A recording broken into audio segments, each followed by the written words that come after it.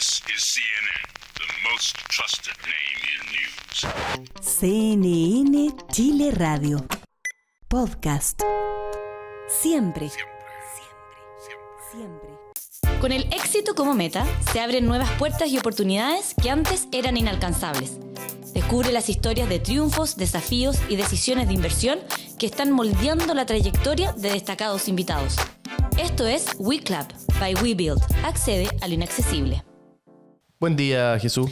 Buen día, Dani. Estoy muy contenta hoy por el invitado Tú que siempre tenemos. estás muy contenta, pero además hoy es algo quizás relacionado con nosotros, con WeBuild. Es que me gusta mucho porque siento que como que tenemos mucho que hablar, mucho tema en común, mucha sátira, ironía, Eso, me gusta. conceptos y cosas, Cosillas. cosillas. Tal cual, bueno, hoy estamos con un invitado que en mi opinión ha sido parte fundamental del ecosistema de emprendimiento en Chile. Es emprendedor, pero además emprendió para que otros o para ayudar a otros a emprender. Para acercar a otros al emprendimiento, hacerle quizá el camino más fácil tanto a emprendedores como a inversionistas que El quieren padre emprender. Hurtado de los emprendedores. No sé si tanto, pero... Bueno, estamos con Federico Iriberri, que es cofundador de Brota. Ya nos va a contar, para los que no conocen Brota, pero en el mundo del emprendimiento todos conocen a Brota. Así que gracias por venir. Encantado de estar contigo y Gracias, tener Fede. esta conversación entretenida de emprendimiento, innovación, Brota, lo difícil que es emprender, etcétera. Sí, yo tenía color en el pelo cuando partimos, así que... Y no fue hace mucho. A Dani Tengo se le- 40, que es lo Oye, a Dani se le está Yo yendo. llevo... No, sí, Dani. sí, estamos perdiendo el tinte. Pero bueno, parte de, ¿no? Por favor, invirtamos en alguna startup de peluquería, algo de nada que teñir el hacer. pelo. No, está bien. Oye, Fede, muchísimas gracias por venir. Fede, ¿no? Sí, Fede. Para los amigos del emprendimiento. Y muchísimas gracias por venir. Y me encantaría partir un poco por Brota. Que nos cuentes y nos hagas una introducción. Nadie mejor que tú para contarnos bien qué es lo que hace y un poco el camino que ha recorrido Brota. Sí, pues.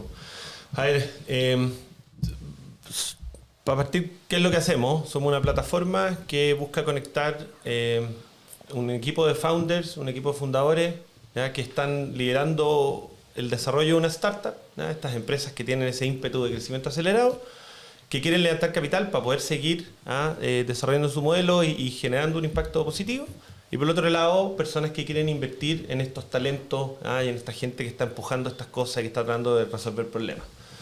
Y entonces generamos este espacio virtual donde se encuentran, se pueden hacer preguntas, los que quieren invertir pueden revisar toda la información, simplificamos un montón el que se puede invertir, después los papeles que hay que firmar, etcétera, y generamos ese mini espacio. Hace 12 años. Y muy convencidos de que una forma importante de resolver los problemas es a través de la creación de empresas y de que estas empresas estén al servicio de resolver estos problemas.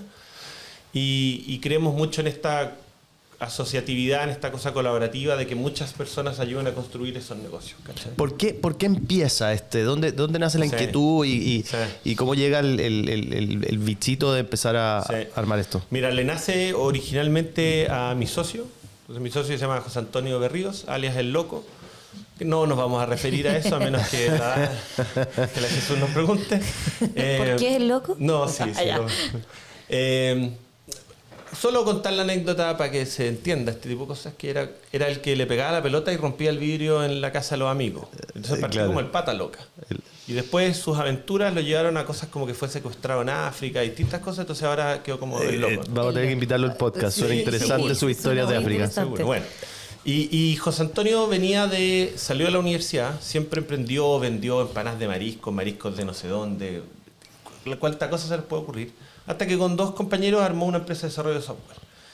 Y tuvo, como todos los emprendedores, dificultades para acceder al financiamiento formal.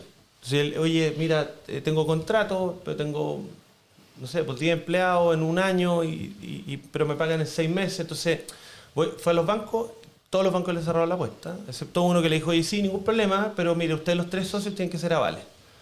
Y entonces dijo, oye, si eso nos pasa a nosotros, que somos 3 ingenieros de la Católica, buen califón, buena ducha, ¿qué pasa con el 99% del resto de los que quieren emprender? O sea, fuera. Queda fuera, claro. Y se quedó con este bichito. Finalmente sale de esa empresa por diferencia de lo que querían hacer con los socios en esa compañía. y en un viaje se fue a África a misionar, a construir escuelas, y estando allá, en alguno de los pocos momentos en que tenía internet, que tenía que echar a andar un generador, se conecta con un amigo y le dice, oye, ¿cachai una cuestión que se llama Kickstarter? No, le dice, mira, es una plataforma donde la gente puede invertir en startups. El que le comentó Kickstarter claramente no entendió Kickstarter, que era otra cosa. Kickstarter Claro. es de recompensa, tú compráis el producto por adelantado, por como una adelantado. preventa. Pero dijo, oye, qué genial. O sea, Pero la le gente- dio la idea. Claro, que hay gente que por poca plata puede ser parte de la construcción. Y empezó a investigar si había esto en el mundo, encontró una plataforma en Holanda y en Inglaterra, y de vuelta de África los fue a visitar. Trató de traerse esos modelos, pero cachó que con la regulación en Chile no se podía, y buscando aliados encontró a un grupo de abogados que finalmente le dijeron, oye, mira, no, se puede hacer, pero hay que hacerlo de esta forma. Y así parte, un poco inspirado en la historia que él había tenido como emprendedor, y dijo, oye, no, yo creo que si la gente se une detrás de estos propósitos comunes, podemos hacer que haya más financiamiento para las startups.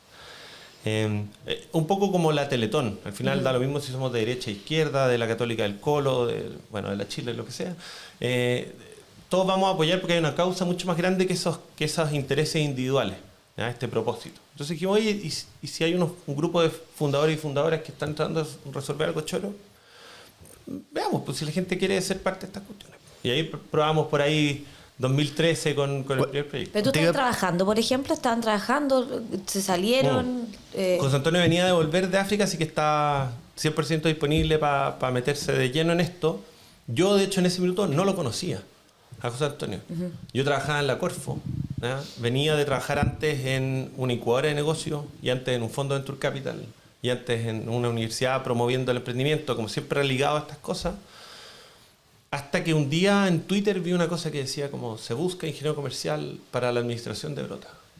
Yo conocía a Brota por el ecosistema y dije, no me tinca nada la pega. Pero Esto era, ¿Brota en qué año nace? nace el 2012 como sociedad, pero empieza a operar el 2013.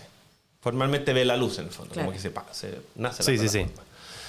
Y final del 2013 sale en el fondo Brota levanta su primera ronda de financiamiento a través de Brota, ¿ya? Nos brotamos en Brota, y José Antonio ahí me invita. Me dice, oye, Fede, mira, no eres la persona que estamos buscando para ese cargo en realidad, pero tu background y tu conexión con el propósito y qué sé yo, y, oye, ¿por qué no te sumas ahí a nosotros? Y ahí me invita un poco, ¿cachai? Como a cofundar. Yo sería lo que técnicamente en realidad en Estados Unidos se conoce como late co-founder. Late co-founder, sí. Podemos hablar después, Jesús, de los términos en inglés, que es un... CMO, chief de no sé qué. Bueno. Y por ahí parte que nos encontramos ambos, ¿ya? Con un poco este propósito común de ayudar a otros a emprender. Yo ya venía de hacer eso muchas veces. José Antonio en el fondo venía con esta visión más tecnológica y cómo escalarlo y conectar gente, etc. Déjame hacer un paréntesis ahí antes que sigamos con un poco la historia de Brota. Y tú venías de la innovación y del emprendimiento y te habías ido metiendo en esa cultura y también o más que esa cultura, en ese como idea mental y en las ganas de hacer eso. ¿De dónde viene eso? ¿En qué crees que ha sido el impulso de que te motivó a, oye, este es un sector que me interesa? Obviamente uno no sabe a dónde llega al final, pero siempre hay un gatillante quizá en el inicio. Sí, no. En mi caso es súper evidente. Y de hecho, algo indirectivo. Yo tengo un hermano gemelo, se llama Pedro. ¿Ya? ¿Tiene el color de pelo igual a esta altura? Lo mantiene. Es exactamente igual que ya. No, era para saber si era un problema de emprendimiento o era un problema genético. No. En nuestro caso puede ser un poco las dos. Y lo peor de todo es que los dos estamos en más o menos lo mismo. Él trabaja, sí, él es gerente general de una incubadora. Entonces todavía puede ser problema de emprendimiento. Que se llama... Sí. Y fue emprendedor antes, así que sí. Que se llama Imagine. Y entonces el punto común es súper evidente. Y es que nos dan los mismos panqueques con manjar. No, mentira. Claro. Con manjar con no. Es que nuestro papá era emprendedor. En una generación en que eso era muy, muy raro. En general los papás de nosotros eran empleados o en el fondo o eran de una profesión que era de independiente, pero no existía el término del emprendedor ni la startup. Mi papá tuvo la suerte de estudiar un MBA en Stanford del 83, entonces se conecta con esta cosa del mundo de la startup, vuelve y tipo como el 95 empieza a invertir en startup cuando nadie hablaba de esa cuestión acá. Y claro, en la mesa como que mi papá motivado le contaba esto a mi mamá, para lo cual no había mucho interés. Mi mamá después se fue metiendo, pues participaron de un grupo juntos que como entrenaba a personas en esto de invertir en startups. Pero yo empecé a escuchar esto en la conversación de la casa, como de, oye, invertí en este proyecto. Y me empezó a meter el pechito. Y cuando yo decido qué estudiar, entonces busqué una universidad que hablara de emprendimiento. Porque veía a mi viejo emprender, ¿cachai? Como crear algo desde cero y qué sé yo. Tenía una empresa de M&A, o sea, una cuestión que hoy día se considera tradicional, pero que en esa época competía con los grandes bancos y no había mucho más. Claro. Y finalmente de ahí viene el bicho, entonces estudio en la Universidad del Desarrollo y ya de lleno digo, oye, mira, me encanta esto del emprendimiento, no se me ocurre qué puedo hacer, pero también reconozco que desde una serie de privilegios, ¿ya? Que puedo haber tenido yo, digo, oye, qué bacán estar al servicio de ayudar a otros a hacerlo. Y así parte, ¿cachai? Como... Qué interesante que, bueno, además de ese interés, bueno, después se junta un poco el mundo con Brota. Y vuelvo a Brota para terminar un poquitito la historia específica de Brota. Cuéntanos un poco, ¿cuál fue el primer proyecto no Brota? O sea, no financiarse a sí mismo, sino ¿cuál fue el primer proyecto? Y ¿cuántos llevan a la fecha? ¿Cómo ha sido esa trayectoria y ese crecimiento en términos de trayectoria, claro. Sí, de resultados. A ver, el primero fue Guayacán. En realidad lanzamos varios proyectos al mismo tiempo. Sí. Entonces está la cerveza Guayacán, está Bestia, hay una plataforma para pagar el arriendo online con tarjeta de crédito. Hace 11 años la gente ni pensaba en esas cuestiones. Pero lo que hicimos fue buscar una serie de emprendedores, amigos cercanos, les contamos un poco esto de, oye, ¿puedes invitar gente a co-construir contigo esta cuestión? Algunos dijeron, estáis locos, ¿quién me van a meter ruido? ¿No? Pero algunos engancharon y dijimos, ya, probemos con 3 o 4, validemos que en el fondo que al otro lado hay gente que quiere invertir, que quiere sumarse a estas construcciones, etc. Y salimos, y se financió Guayacán. Entonces entraron 63 inversionistas, pusieron en ese minuto, no me acuerdo, 60 millones de pesos, ponte tú. Guayacán con eso agrandó su planta, pudo empezar a roncar, ¿cachai? Un poquito más fuerte y 5 años después, ponte tú, viene CCK, que es CCU más Kunzman, y después de invertir un par de veces, compra para llegar al control de Guayacán. De Guayacán, sí. ¿Cachai? Y así parte, después financiamos un segundo proyecto ese año, y ya entonces más envalentonados de haber probado un poco el modelo y estos supuestos básicos, dijimos ya, el tercero tiene que ser Brota. ¿Quiénes eran esos primeros inversionistas? En el sentido, o sea, ¿los traían los mismos emprendedores? ¿Cómo se fueron dando a conocer? Como para decir, primero, esto es seguro, Sí. Efectivamente, hay una cosa en el mundo del capital de riesgo y es que primero no es tan conocido y por lo tanto la gente no necesariamente sabe invertir. No es lo mismo que invertir en un departamento o en una propiedad o otra cosa. ¿Cómo se criaron esas primeras generaciones de inversionistas? Sí, yo te diría que algo que nos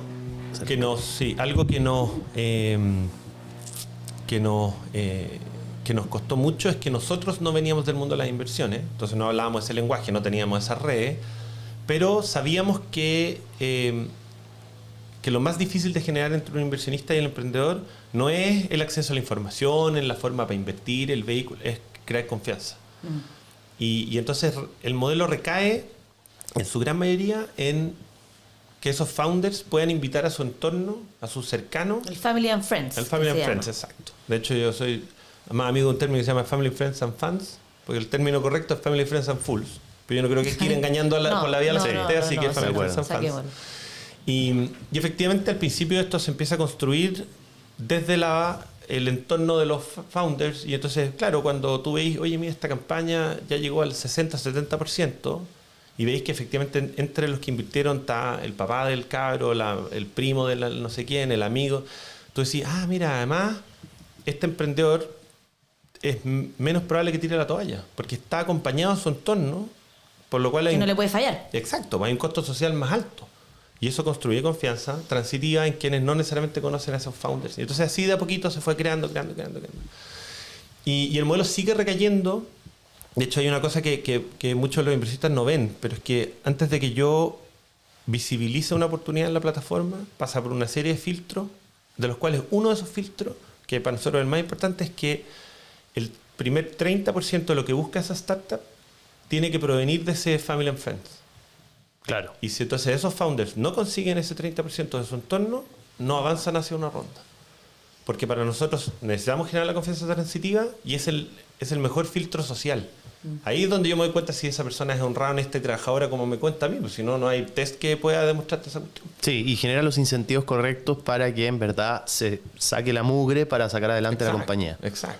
Entonces, y ese fue un aprendizaje del primer año, porque el primer año no teníamos ese modelo, sacábamos todo en cero y decíamos, oye, pero ¿cómo si esta startup es tan interesante nadie pone plata? Si veíamos las visitas y la gente lo veía y resulta que, claro, era porque la barrita no avanzaba y te empiezan a generar dudas más que certezas. Claro. Cuando ya veis un 30% es como afuera de las tiendas de Apple, que veis gente haciendo la fila por el nuevo iPhone, entonces, oye, ese teléfono tiene que ser bueno. Claro. Ya necesitáis generar un poco esa primera masa crítica que se ponga detrás de estas cosas para que entonces haya incentivos para los Claro, para que se externos. genere la inercia y haya total. Claro. ¿Cuántas han pasado por Broto hoy en día? Hemos financiado 77 campañas exitosas de 72 startups. O sea, hay un par que han hecho dos veces, rondas atrás claro. de Brota y ya han invertido un poquito más de 5.000 personas. 5.000 inversionistas. Sí. Que probablemente son 5.000 personas que no habían invertido antes en capital de riesgo. ¿Cómo ha sido esa parte del crear conocimiento y generar conciencia de los riesgos asociados, de las dificultades asociadas al mundo de la inversión en capital de riesgo? Mira, muy duro porque 11 años después, y tú lo dijiste muy bien, dentro del ecosistema nos conocen, pero fuera del ecosistema no nos cacha nadie. Y es porque no ha habido nunca un peso en marketing de Brota. Siempre, en realidad, por dos razones. Una, no está en nuestro expertise, al menos en el equipo founder, temas de marketing, pero también porque hemos sido cuidadosos en construir algo sin vender la pesca. ¿Ya? Como tú decís, es un activo muy riesgoso. ¿Ya? La capacidad de predecir lo que va a pasar es cero, porque además tenéis muy poca historia pasada de los proyectos. Pero no es como invertir en la bolsa, en el fondo, que venía empresas que tienen 40, 50, 60 años, que no se van a desaparecer de la noche a la mañana. Y que además, donde el gerente general, si le pasa una micro por encima, hay una cadena de reemplazos y como que esas cosas no. Pero aquí son dos pelados que si a uno lo atropellan, se murió esta cuestión. ¿Cachai? Entonces, y entonces siempre hemos sido muy cuidadosos y de hecho tenemos en cada una de las campañas hay un recuadro gigante abajo, con letras más grandes que el resto de la campaña que dice como advertencia, lo más probable es que usted pierda su capital. Entonces los marqueteros nos llaman y dicen, están locos. ¿Cómo ponen? Pero saquen esa cuestión o pónganlo más chico o un asterisco abajo. No, yo prefiero que la gente invierta por las razones correctas y con la mayor cantidad de información posible. Oye, esto es riesgoso, lo más probable es que perdáis tu plata. Si aún así te interesa, bienvenido. Si no, bienvenido. O sea, no. Claro. Y entonces nos ha costado mucho construir esa comunidad, porque efectivamente este era un activo poco conocido. Entonces nos ha tocado hacer todo tipo de cursos, clases, charlas. Pero el modelo recae en algo bien interesante, que es que tú puedes ver las 77 campañas exitosas para atrás. Y más o menos a través de la prensa puedes enterarte qué ha ido pasando con esa startup. Y eso va construyendo confianza y va construyendo educación, porque tú podés meterte como inversor y decir, ya, a ver, quiero invertir. Voy a ver, por último, qué contaron los otros 77 para atrás. Ah, mira, esta le ha ido bien porque lo he visto en el diario. A ver, ¿qué tenía él que no tuvo esta otra que vi que fracasó? Ah, mira, tenía más de un founder. Ah, ya, eso tengo que buscar. Y entonces, ayuda en la autoeducación del sistema también tener esa información. Que claro, es súper real. Al final, si tú, como inversionista, vas e inviertes en el amigo, el pariente, qué sé yo, vas a invertir en una, pero sigues fuera del sistema. Un poco lo que ha hecho Brota es crear un ecosistema de inversionistas que pueden traspasar parte de esa información y ese conocimiento vía lo que hacen Hay ustedes. gente que nos está escuchando que no conoce este tipo de inversión y nosotros también, bueno, que venimos del mundo de las startups, al final decimos 1 o 2 de cada 10 son las que tienen éxito y las 8 fracasan. Supuestamente, y hay una fórmula que esas 1 y 2 deberían de suplir las pérdidas de las otras 8. Exacto. ¿Cómo ustedes ayudan, asesoran a estos inversionistas a saber a dónde poner sus lucas o dónde poner la plata y más o menos cuántos uno debiera de esperar de rentabilidad si es que le achunté al startup es como jugar a la ruleta esta cuestión, po. Con un poco de diferencia, pero sí. O sea, no, mucha gente nos pone medio como en el mundo de la apuesta. La diferencia aquí, voy a volver al punto para no desviarme, pero la diferencia con la apuesta es que aquí sí podéis tener como inversionista injerencia en el proyecto, injerencia positiva. Porque en la etapa en la que inviertes, tus acciones individuales pueden tener impacto. ¿Ya? Si nosotros invertimos en un banco, ¿ya? Y yo voy donde mi amigo y le digo, oye, abran todos cuentas en este banco. Buenísimo el banco. No muevo nada el precio de la acción. En cambio, si esa startup que está partiendo, yo la promuevo, comparto sus cosas en redes sociales, la ayudo a encontrar a su próximo empleado para un cargo clave, puedo hacer que esa startup le cambie la realidad. Entonces, esa es quizás la gran diferencia. Y para volver, no podemos asesorar por ley.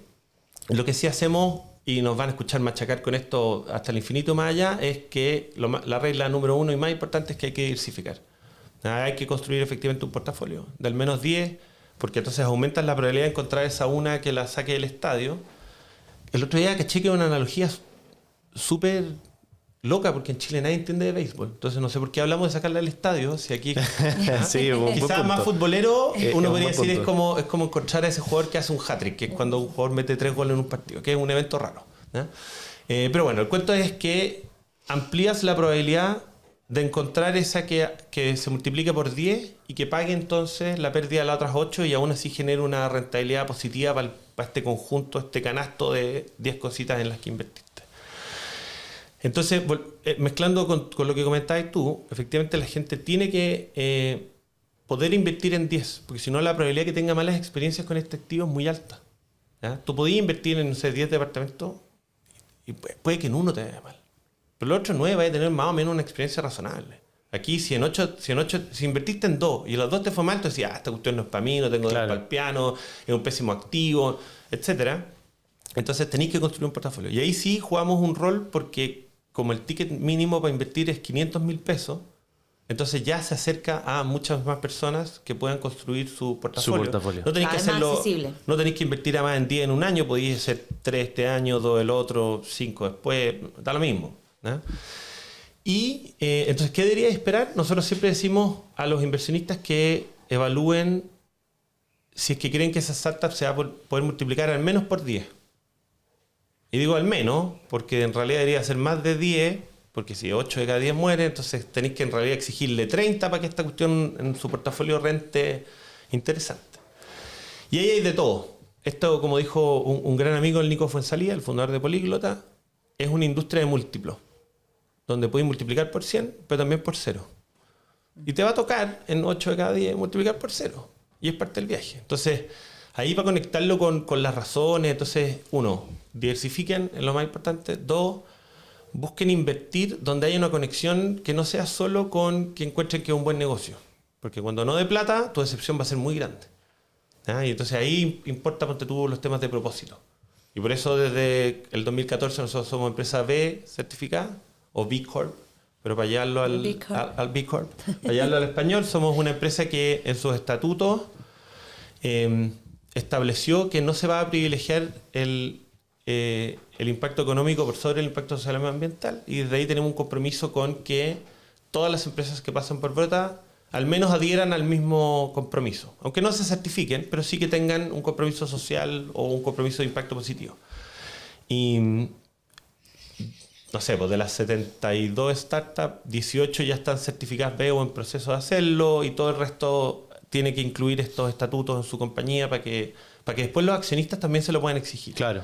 Y ahí entonces hay como una especie de colchón en el pencazo del múltiplo por 0. Tú decís, mira, al menos invertí en algo que estaba tratando de Que generar tenía un impacto positivo, Exacto. que buscaba un consuelo. propósito. Que Un consuelo. la que es más económica, numérica, por lo que ves, entonces, claro, un consuelo. Pero es un consuelo, sí. Sí, efectivamente. Y además, muy interesante lo que estás diciendo, porque nosotros también lo hablamos harto en WeBuild, que es esta idea de crear un portafolio.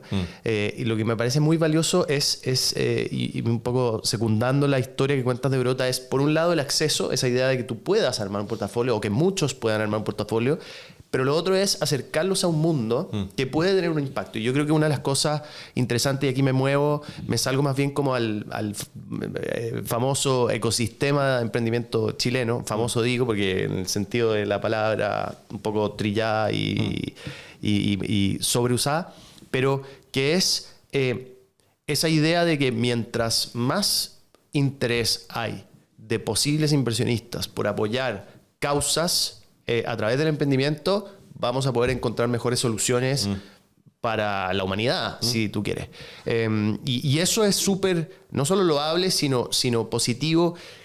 ¿Cómo crees que ha jugado ese Brota, pero además Chile, en el rol quizás latinoamericano de emprendimiento? Porque hay una mirada desde el extranjero de que Chile se ha convertido en un hub de emprendimiento. ¿Lo ves así?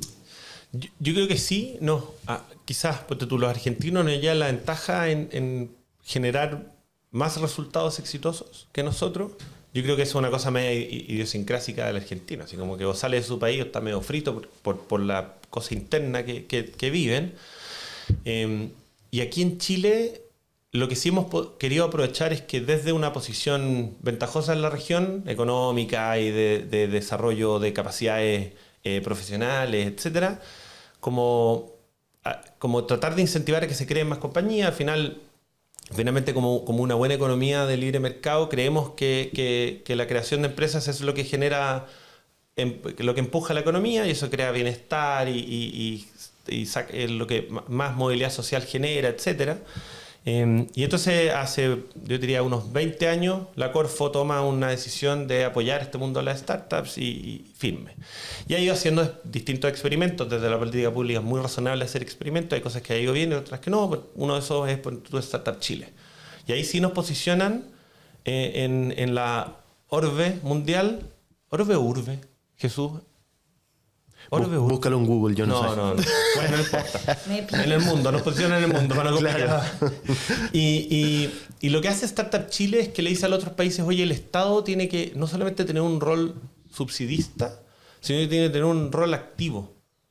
¿Y cómo lo hacemos nosotros? Creamos una incubadora de negocios que acompaña a las startups, además de darles la plata. Urbe. Urbe, gracias. Urbe mundial. Significa ciudad, especialmente en Bien, Puebla. bien. Y nos pone entonces aquí en el mapa y crea esta incubadora de negocio, y el resto del mundo no lo puede. O sea, yo en algún minuto cuando trabajaba en una incubadora, viajé a una cosa en San Francisco y me topo como con el Corfo de Australia, el vicepresidente de la Corfo de Australia. Y le digo, sí, mira, no, y lo subsidio allá, súper bien, $120,000. ¿Qué? Me dijo. Sí, 120. No, estás loco. Claro, en economías más desarrolladas puedes descansar esa primera etapa en el músculo privado. Aquí no existía.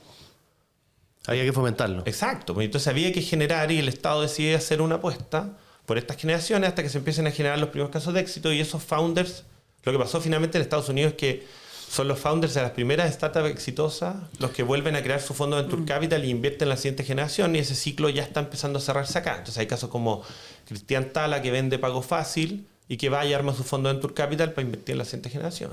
Y tú veías a los Corner Shop invirtiendo en las nuevas generaciones, y a Ian Lee, y así, pues. Y va a ir pasando, y después en algún minuto vamos a ir siendo menos Corfo dependientes, porque los privados vamos a estar mucho más metidos acá.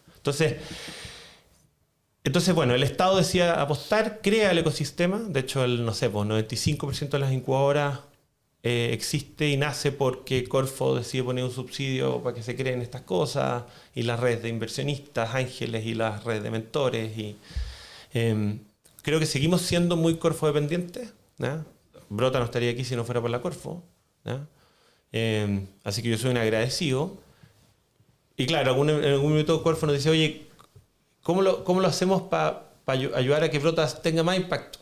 Yo le dije, no, tenéis que entregar menos subsidios, pero es súper contraproducente. Porque como contraintuitivo. Claro, porque mata este semillero de cosas que después quieren financiamiento a través mío. Entonces, bueno, pero ojalá que en el fondo seamos capaces de desarrollar más, de generar más casos de éxito que finalmente alimenten el ciclo completo. Oye, y quería hablarte de las valorizaciones. Como han habido, antes eran pocas las startups, también pocos uno la chuntá y tú dices, la sacáis del estadio y dices, qué bueno, porque ¿cómo no se me ocurrió esa idea? Y hoy día todo el mundo dice, ¿por qué no se me ocurre esa idea millonaria? Pero ahora hay un montón, uno levanta una piedra y hay una startup. Sí. ¿Cómo elegir a la mejor? Y también las valorizaciones son súper altas. O sea, de repente uno ve el diario financiero, el DFMA, y de repente dice, valorización de una empresa de collets, $2 millones. Y tú como, ¿what? ¿Cómo? ¿Pero un college? ¿Pero en qué momento? ¿Cómo se le ocurrió esa cuestión? Entonces, ¿tú crees que las valorizaciones, yo sé que hay una fórmula también atrás para poder hacerlas, pero tú crees que esto va en algún momento, como va a ser como una olla de presión y se va a destapar y realmente va a ser esta valorización no era tal cual a lo que uno tenía o a lo que uno pensaba, a lo que es realmente la empresa misma? Mira, es uno de los factores que tienen que analizar los inversionistas, pero para mí es lejos el menos importante, porque nadie tiene idea. O sea, te lo digo, yo hice el diplomado de Venture Capital en la Adolfo, 8 años después de estar en esto. Como dije, bueno, es bueno actualizar los conocimientos. A ver, en una vez aprendo algo. Claro. También páginas de networking, muy importante. Conexiones. Para no usar más palabras en inglés, que eso me va a matar. Y no, si me encantan, si yo me río, si también le ocupo. Sí, imagínate. no, terrible. ASAP y todas esas cosas. FYI. Sí. Y el profesor de valorización se para a primera clase y dice, oye, miren, valorizar una startup no es una ciencia, es un arte. Chuta. Y nos explicó que efectivamente hay muy poca historia pasada, por lo tanto la futurología es lo que aguanta el Excel. Cualquier y cosa. el Excel Sí. tú le pones 0,0000 y empieza a aguantar X ceros y nunca reclama. Entonces, la valorización es relevante por 2 razones. Una, porque refleja también la invitación que te está haciendo ese equipo de fundadores y fundadoras. O sea, oye, ¿qué es lo que espera y cómo ve que va a crecer y por dónde va a crecer y cuál es su ambición también? Porque tiene que haber ambición detrás, porque si no, como inversionista te va a quedar en una cosa chiquitita que no va a tener mucho valor en el futuro. Y la segunda es que es importante porque también tienes que buscar un equilibrio justo entre quien está poniendo plata, que tiene que tener una rentabilidad posible futura, y quien está emprendiendo, que también tiene un costo de oportunidad. Si para los founders sería 1000 veces más fácil emplearse y que su sueldo no dependa de su esfuerzo todas las mañanas, ¿cachai? Entonces tiene que haber un equilibrio ahí para que el emprendedor se mantenga motivado y tenga un incentivo a hacer valer esto lo más posible, pero que el inversionista no compre demasiado caro para que si a la empresa le va bien pueda hacer efectivamente al menos 10 por. ¿Ya? Entonces es relevante, no es lo más importante, y como no hay mucha ciencia detrás de cómo poner valor, nosotros lo revisamos más buscando como ¿va a haber esta posibilidad de hacer 10 por? Sí, ya, ok, démosle. De hecho hoy día, por ejemplo, hay uno de los productos de financiamiento para el lado de las startups que tiene una condición fija. Entonces, mira, yo te permito levantar hasta 300 millones de pesos, pero hay una valorización fija de 1.500 millones. ¿Te gusta bien? Si no, bien. Ya. ¿Y por qué 1.500? Tengo idea. Sí, porque encontramos que... Porque ese era el arte. Encontré que era el arte, ese era el número. Claro, porque es un buen precio en donde el founder que lleva un par de meses con un par de ventas ya logró que su cosa valga algo, entonces tiene incentivos a querer que valga 7 veces eso. Claro. Y al otro lado el inversionista no está pagando muy caro, entonces tiene una posibilidad de que si eso se vende en $20 millones hizo más de 10 por y todos felices. Entonces hay como... los gringos de hecho te dicen como no, sí, mira, con tu PowerPoint y saliendo de la universidad puedes levantar $1 millón por el 10%. ¿Y por qué? Porque sí. Porque ya en el fondo han visto cientos de miles de Sí, casos. porque ya hay un dato estadístico detrás. Exacto. Sí. ¿Cachai? Yo creo que vamos a llegar a eso y las valorizaciones van a empezar a ser una cosa de la causa, ¿no? Así como ya, sí, ya esto es, y estas son... Tú veis, por ejemplo, hoy día incubadoras como Platanus, y Platanus tiene un deal fijo. Oye, te ofrezco $220,000 o 50,000 por el X%. 5%. Sí. Listo, tómelo, déjelo, y el inversista, oye, pero es que no importa. Si al final, al otro lado, de nuevo, la apuesta es, ojalá que una de esas no haga 10 por, haga 100 por. Claro. Y ahí dio lo mismo más o menos el punto de partida. Si lo importante es cuántas veces multiplicaste tu plata. Total. ¿Cachai? Total. Déjame llevarte, Fede, a otra pata de esa conversación, que es ¿quién es una empresa chilena, una startup o un emprendedor que tú admiras, que tú crees que lo ha hecho bien, que en el fondo fue exitoso. Para mí hay dos personas bien choras. Una en realidad las dos tengo el gusto de conocerlas mucho. Con una soy más cercano porque es director de nosotros, el Nacho Canals, que entiendo que vino, ¿no? Vino, Sí, sí. vino. Nacho, grande. Sí, además es inversionista de WeBuild, así que... No, sí. grande, un tremendo. Nacho es de esos gallos que en la universidad empezó a emprender con unos amigos, después le compró a los amigos porque creía que esa cosa le iba a ir bien, le vendió esa cuestión y ya está metido en Una máquina, cuánta sí. cosa, una máquina. Y tiene esa visión de también devolver la mano, entonces apuesta por las nuevas generaciones, etcétera, etcétera. Y el otro creo que es el Nico Chea. También. Que además fue parte del inicio de Startup Chile. Claro. Pero él venía de armar, ¿cómo se llama la plataforma educativa del Nico? Bueno, ya lo olvidé. Sí, no me acuerdo. Y va a estudiar afuera y de nuevo vuelve y desde sus privilegios decide ponerse al servicio y crea Cumplo. Claro. ¿Cachai? Y después de Cumplo crea, se mete antes de Startup Chile, después Cumplo, después es parte del equipo fundador de la SECHI, etcétera. Pasa nomás, Jesús. Pasa. Sí, Jesús, por Sí, favor. hay un problema logístico, así que pasa nomás, así que estoy relajado. Sí, y ambos extraordinarios emprendedores, además con empuje y con sentido de ecosistema. No, tremendas dos personas, además, de nuevo, muy, muy comprometidos. También yo creo desde un poco esa posición como de los privilegios o desde haber alcanzado una posición hoy día que se podrían haber llevado, como decimos en Chile, la pelota para la casa. Sí. Y has dicho, me retiro y me Claro. dedico a criar gallinas, no tengo idea. Y no, al revés, siguen haciendo nuevas cosas y ayudando a las nuevas generaciones y son mentores, inversionistas. El Nico quizás en algunos minutos ha tomado decisiones de armar cosas políticas para desde ahí influir positivamente en el ecosistema. El Nacho quizás más tras bambalina como inversionista, etcétera. Así que para mí dos grandes referentes de... Y a nivel mundial, ha sido un tipo que tú dices, una persona que tú dices, increíble lo que ha hecho, o lo que hace, o cómo trabaja, o las cosas que logra. No, en realidad me pasa que estoy demasiado metido en el ecosistema nacional. Entonces sí, tipo como tú podrías mirar para afuera y Elon Musk, que quizás medio desencantando ahora con su rol más activo en la política. Nada contra el candidato que apoyaba, pero en el fondo como que siento que a veces como que se pasó de largo, ¿cachai? Como que digo, oye, ¿cuánto afecta que ahora esté tan metido en política y Claro. eso? ¿Qué efecto tiene positivo o negativo en lo que está armando, etcétera? Pero claro, es un gallo choro porque tiene esa cosa como va para adelante aunque todo el mundo le diga que está loco y no sé qué, y vaya a hacer las cuestiones. Entonces hay un par de casos, claro, de founders de cosas choras.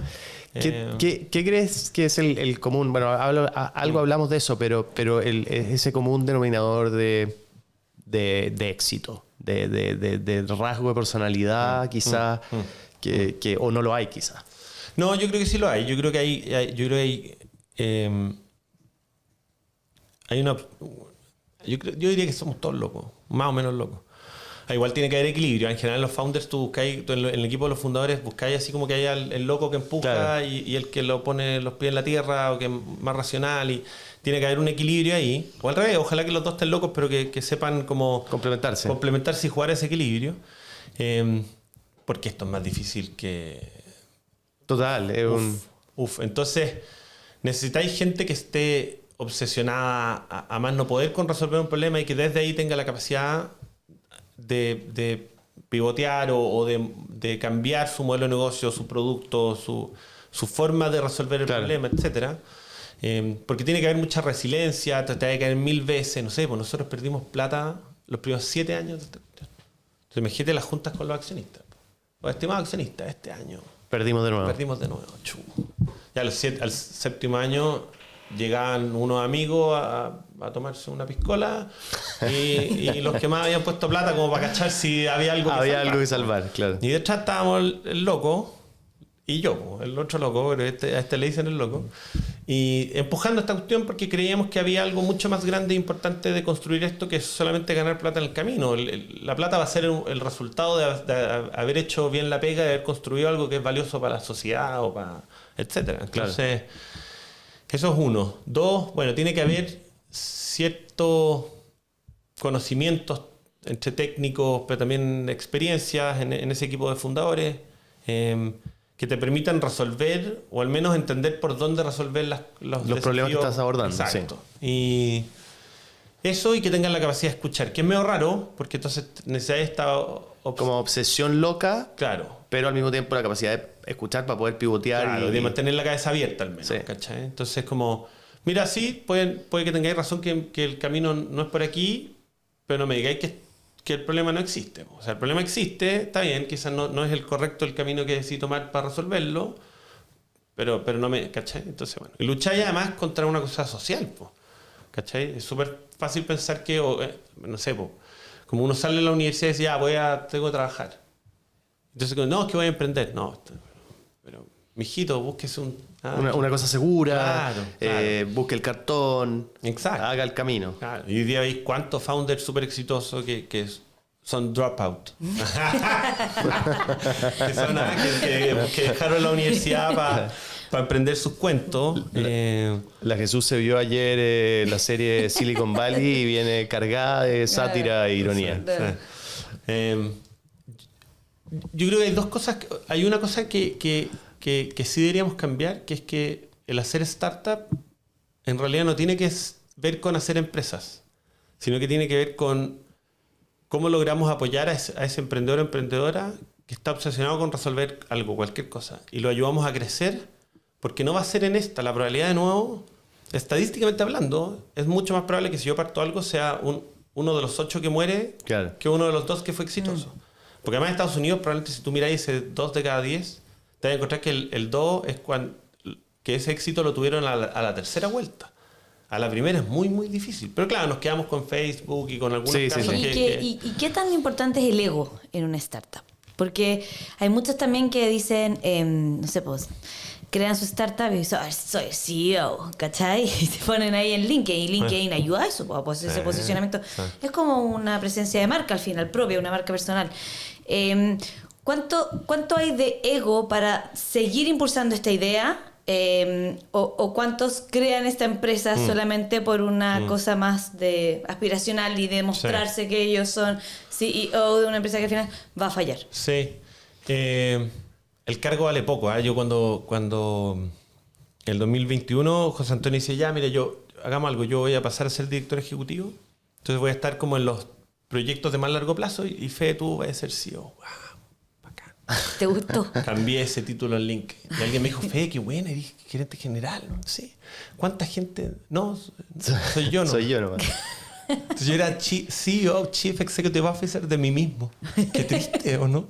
Como que lo había logrado al fin y no servía para... Bueno, entonces yo creo que hay harto de ego y es importante porque también es un poco lo que te empuja como a esta cosa obsesiva de, oye, yo lo voy a hacer y lo voy a resolver. Si lo voy a hacer solo como por ganarte el título, en realidad va a valer poco. Pues nadie te va a decir como, bueno, ¿fuiste CEO de qué? No, sí, no. ¿Y vendiste algo? No vendí nada. Listo. O sea, eso va a quedar lapidado en el fondo, ¿no?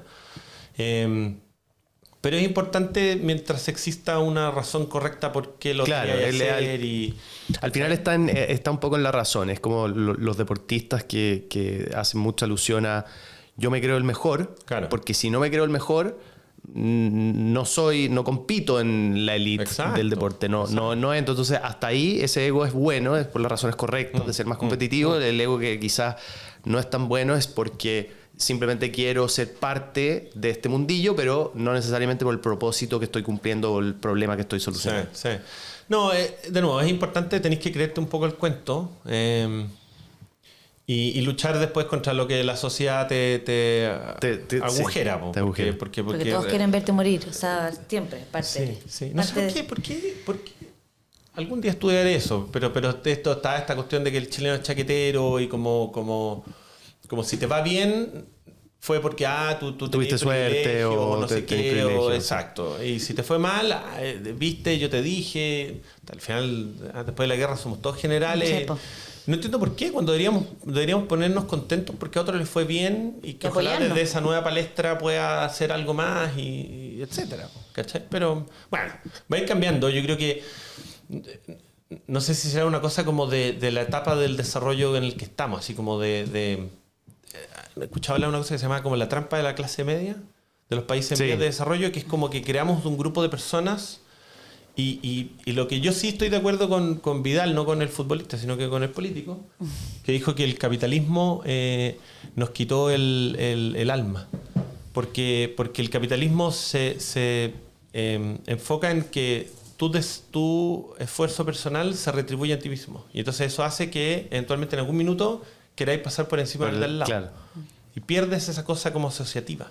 ¿Cachai? Algo hay ahí. Sí. Sí, pero qué interesante, o sea, yo lo que puedo decir para terminar un poco esta conversación es que como humilde emprendedor, soy un agradecido de que existan personas como tú, como, bueno, algunos de los que nombramos, que han apostado por esta idea de que desde Chile se puede hacer cosas grandes. Yo creo parte de, como es ese ego bueno del que hablábamos, es parte fundamental, y yo creo que ha permeado a tal nivel que hoy ya no es tan, entre comillas, mal visto ir a emprender, y que al revés, cada vez las nuevas generaciones tienen más esa sensación de, oye, yo también podría ir a competir al mundo. Antes era como compito acá en la cuadra, después en el país, pero pensar en hacer cosas grandes yo creo que no era tan parte de la cultura emprendedora, y hoy de todas las maneras lo es, y yo creo que en parte gracias a lo que ha hecho Brota, a lo que han hecho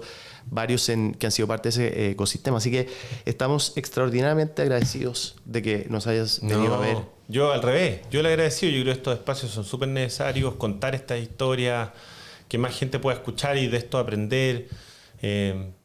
Como dice la doctora Polo, infórmese, ¿no? ¿Cómo dice? Estudien.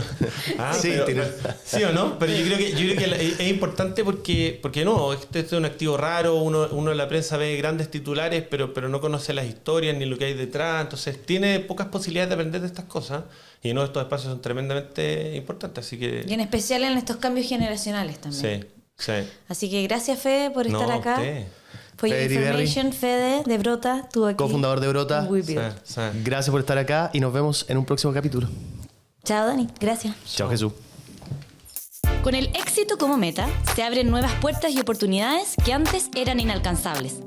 Descubre las historias de triunfos, desafíos y decisiones de inversión que están moldeando la trayectoria de destacados invitados. Esto es WeClub by WeBuild. Accede a lo inaccesible.